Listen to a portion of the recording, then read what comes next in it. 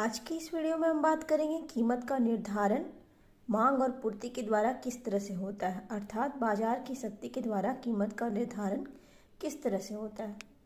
तो पूर्ण प्रतियोगिता के अंतर्गत मूल्य का निर्धारण या कीमत का निर्धारण किसी एक फर्म के द्वारा नहीं होता है। मूल्य का निर्धारण उद्योग इंडस्ट्री के द्वारा होता है। तो इस बात को आपको याद रखना है कि पूर्ण प्रतियोगिता में मूल्य का निर्धारण या कीमत का निर्धारण फर्म के द्वारा नहीं होता है। मूल्य का निर्धारण उद्योग इंडस्ट्री के द्वारा होता है। उद्योग से अभिप्राय क्या है, अभी भी बात जान लीजिए कि उद्योग से अभिप्राय किसी वस्तु की सहजात या होमोजीनियस इकाइयों के उत्पादन तथा विक्रय करने वाली फर्मों के सम्मिलित रूप से होता है। तो उद्योग क्या है, जिसमें एक तरह की वस्तुओं का उत्पादन होता है और विक्रय करने वाली फर्मों का सम्मिलित रूप है। जितनी भी फर्में होती एक जैसी वस्तु का उत्पादन करती है तो उसे ही हम उद्योग कहते हैं।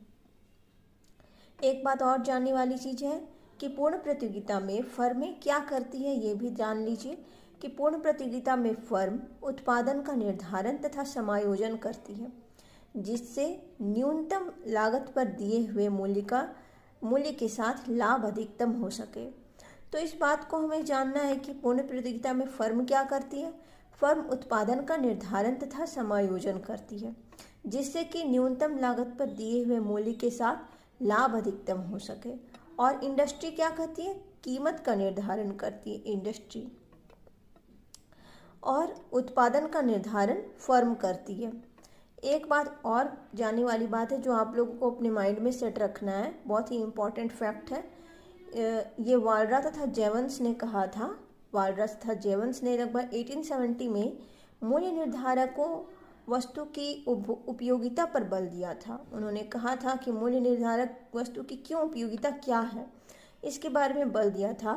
अर्थात उन्होंने कहा था कि कोई व्यक्ति किसी वस्तु के लिए मूल्य इसलिए देने को तैयार होता है या इसलिए देने को तैयार रहता है क्योंकि वह उससे कुछ उपयोगिता प्राप्त करता है। यदि किसी वस्तु की उपयोगिता ना हो तो उसका मूल्य भी नहीं होगा। तो ये वालरा तथा जेवंस ने कहा था कि कोई भी व्यक्ति किसी वस्तु का मूल्य तभी देने को तैयार होता है जब उसकी कोई उपयोगिता रहती है। अगर उपयोगिता ना रहे तो वह मूल्य देने को तैयार नहीं होता है। तो हम इस वीडियो में हमने जाना कि पूर्ण प्रतियोगिता के से संबंधित कुछ बातें कि पूर्ण प्रतियोगिता में मांग का निर्धारण, कीमत का निर्धारण मांग तथा पूर्ति की शक्तियों के द्वारा होता है, मार्केट फोर्सेस के द्वारा होता है। और पूर्ण प्रतियोगिता में उद्योग ही होती है जो कि कीमत तय करती है और फर्म जो होती है वो उत्पादन का निर्धारण करती है। Thank you.